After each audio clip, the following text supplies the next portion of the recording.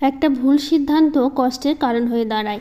এই তীব্র গরমে অক্লান্ত পরিশ্রম করি শখের বাড়িটাকে একটু সাজিয়ে গুছিয়ে রাখার জন্য। রাধে রাধে বন্ধুরা, কেমন আছো তোমরা সবাই? আশা করি ভীষণ ভালো আছো, আর আমরাও কিন্তু খুব ভালো আছি। তো আজকের ব্লগটা শুরু করছি একদম দুপুর থেকে। এখন বাজে কিন্তু 12টা, একদম 12টা থেকে শুরু করছি। বোধহয় আজকেই প্রথম আমি 12টা থেকে ব্লগ শুরু করলাম। কারণ হচ্ছে প্রতিদিন কিন্তু আমার সকাল থেকেই শুরু হয়। তো আজকে সকাল থেকে না, একদম দুপুর থেকে শুরু করলাম, 12টা থেকে বলছি। তো এই যে সকালবেলা আজকে তো যেগুলো কাজ থাকে সব করে নিয়েছি, আর দুপুর থেকে যেহেতু শুরু করছি তো বেড কভারটা তুলে নিয়ে না বেড কভারটা বিছিয়ে দিলাম। তো আমার একটা ভুল হয়ে গেছে যে বেড কভারটা বিছিয়ে তারপরে হচ্ছে আমি জানলা তারপর খাটটা পরিষ্কার করছি। আগে আমার এগুলো পরিষ্কার করে তারপর হচ্ছে বেড কভারটা বিছাতে হতো, তো একটা ভুল হয়েই গেল। তো পরে আমার মনে হলো, বেড কভারটা বিছানোর পরে মনে হলো যে একটু জানলাগুলো পরিষ্কার করে নিই, যেহেতু একটু ধুলো পড়েছে, আর খাটটা একটু পরিষ্কার করে নিই। তো এখন কি করা যাবে, বিছিয়ে যেহেতু দিয়েছি এখন তো আর কিছু করার নেই। তো সেই জন্য হচ্ছে বিছানোর পরেই তারপর হচ্ছে পরিষ্কার করে নিলাম। আর এই কাঁথাটা তো দেখো বের করেছি অনেক দিন হলো। একদিন বৃষ্টি হয়েছিল, একটু ঠান্ডা পড়েছিল, মানে ফ্যান চালালে ঠান্ডা লাগছে, আবার ফ্যানটা অফ করলে গরম লাগছে।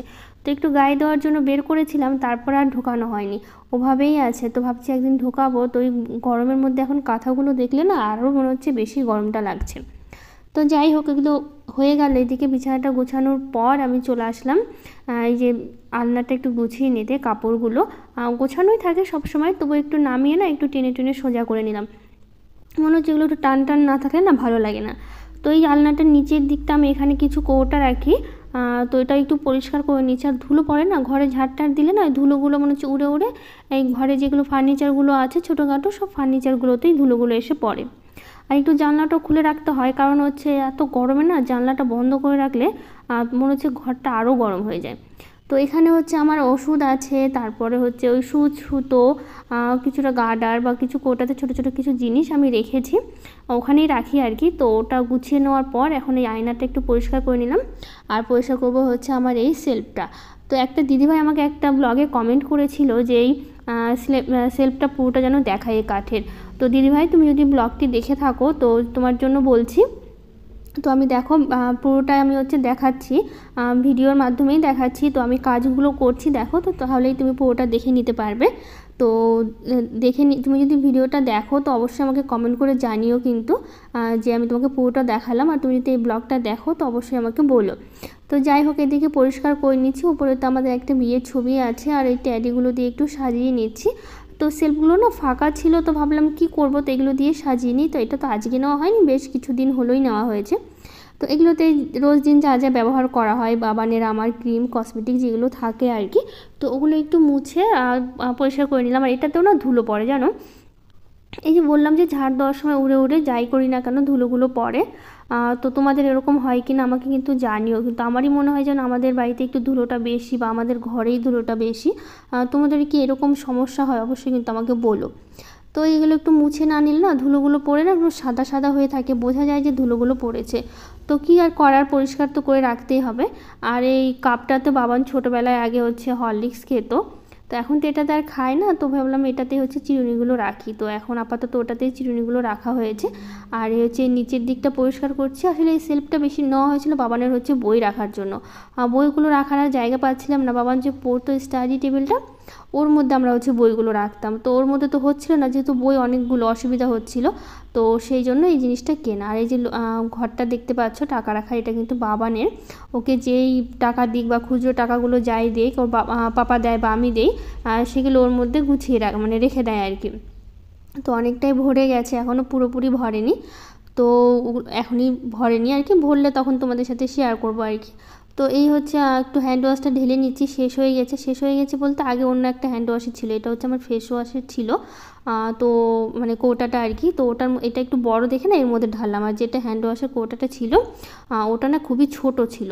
তো ভাবলাম যে এইটা দেখো কত ছোট, কিছুদিন পরপরই, মানে বেশি দিন থাকে না আর কি, ছোটো যেহেতু না কয়েকদিন পর পর আবার ঢালতে হয়, তার জন্য ভাবলাম যে একটু বড় একটা নিয়ে নিই। তো এই ফেস ওয়াশ ইউজ করতাম, ওটা শেষ হয়ে যাওয়ার পর ভাবলাম তাহলে এর মধ্যে ঢেলে নিই। তো ওইদিকে বেসিনটাও পরিষ্কার হয়ে গেল, ঘরগুলো পরিষ্কার হয়ে গেছে। এখন আমি এই টেবিলটা মুছে নিচ্ছি, এটা হচ্ছে ডাইনিং টেবিল যেটা আমাদের।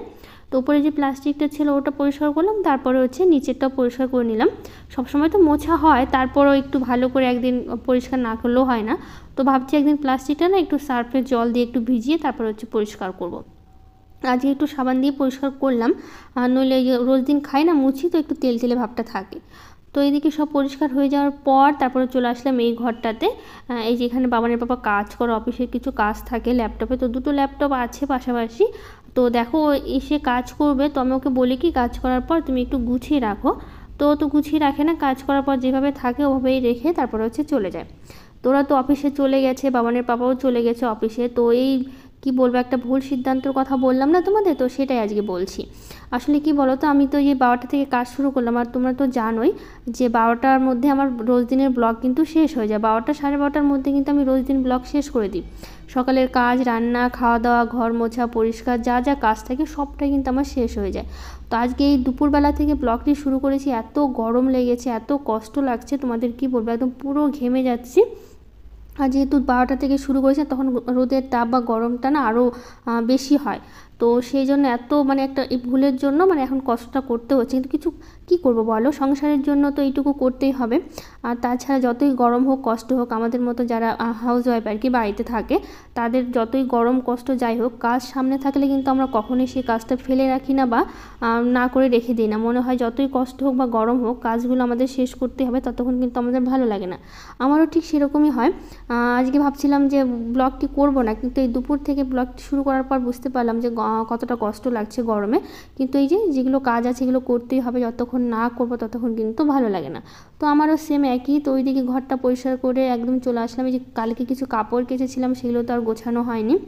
তো ভাবলাম এখন গুছিয়ে নিই, গুছিয়ে পরিষ্কার করে নিই, নেওয়ার পর তারপর অন্য কাজগুলো করব। যতই গরম হোক, ঠান্ডা, ঝড় বলো, বৃষ্টি বলো, কিন্তু আমাদের যে কাজগুলো থাকে সংসারে সেগুলো কিন্তু আমাদের করতেই হবে, যতই গরম থাকে। এই তীব্র গরমের মধ্যে দেখো দুপুরবেলা কিন্তু আমাকে কাজগুলো সব করতে হচ্ছে, আর অনেকটা দেরি হয়ে গেছিলো, এত কিছু কাজগুলো করছি। তোমাদের তো খুব কেটে কেটে খুব শর্ট করে দেখাচ্ছি, কিন্তু এই কাজগুলো করতে কিন্তু প্রচুর সময় লাগে।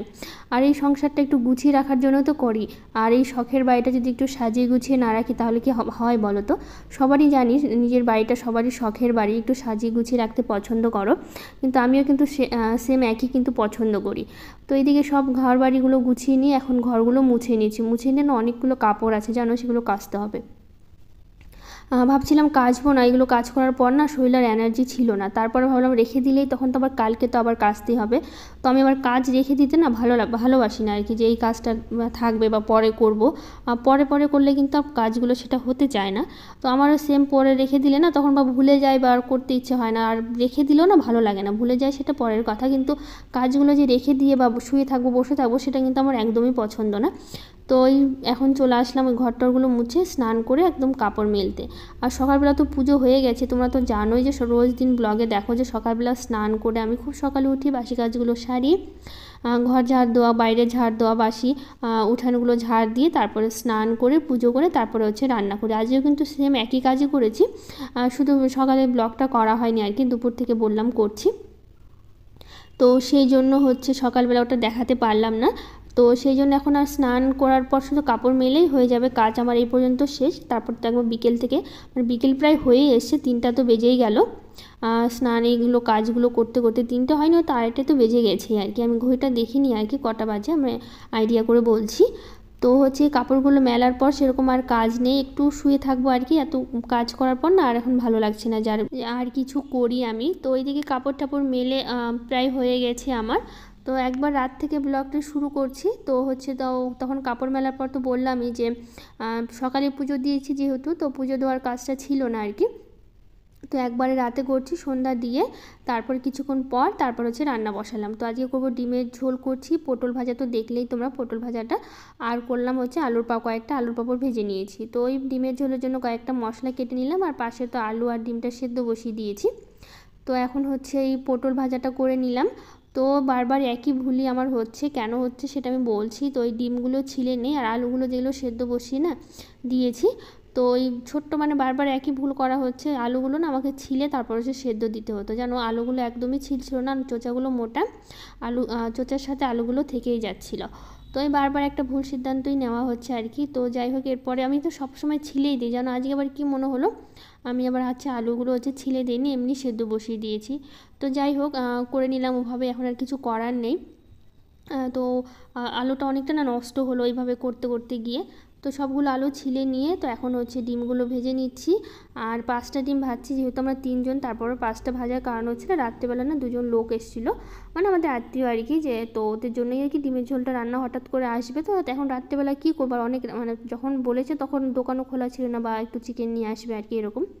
তো অনেকটাই রাতে বলেছিল, তো সেই জন্য ভাবলাম যে তাহলে ডিম যখন আছে তো ডিমের ঝোলটাই করে দিই।